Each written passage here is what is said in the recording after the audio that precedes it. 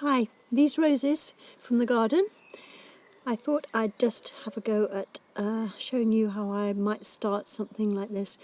I'm using a lot of water with the watercolour, of gradually finding the shapes. I've speeded this up. This bit's a bit slower. Even this bit is speeded up twice the speed, so you can see I'm not racing along. Oops, I'm outside at the moment. The birds are lovely, aren't they? So I've mixed some colour before I started. So I've got plenty of colour to go at, and I'm thinking about layers really on these leaves. I'm not getting all the colour down at once, as I haven't with the rose either. It's a nice old-fashioned rose. It has a lovely perfume. So that's getting there. The rose is in a jam jar. I can see the water. There's a line of the water, and I've got some other things that are going to come up behind the rose to sort of round out the shapes and give the rose more vibrance if it's against other things.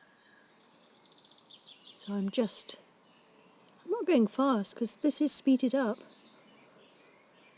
Just looking at the shapes. I can't stress enough how important it is to have the thing that you're painting in front of you if you can, especially with flowers, because you can see everything. You can smell the lovely perfume of the rose. The experience is lovely. I'm just dabbing off some water because there are reflections on the jar, on the jam jar. I'm putting a bit more darker blue. And this paper is Cardi paper. It's a bit creamy coloured actually. I think next time I'll paint on whiter paper. It's handmade paper from India made out of cotton rags. And cotton is very good for watercolour.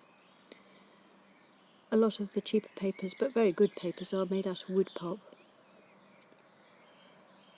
So I'm just taking out some colour because I want to define the stems. I mean, I'm noticing that the stems, as they hit the water, move over.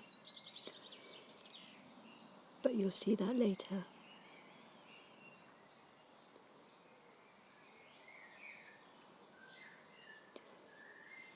Just take your time when you're doing these roses, especially.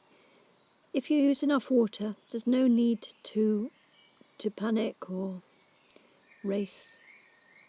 Anyway, this is as far as I've got tonight, but I shall carry on in the morning. This is the other little thing that I put together yesterday. So I was painting a Rosamundi, which is a beautiful rose. You can see clearly there how I floated a lot of colour in the water. There are some smaller roses there. I went back into the Rosamundi and started to find the dark bits and the colours. It's a beautiful rose. It really smells lovely. Good luck with your roses.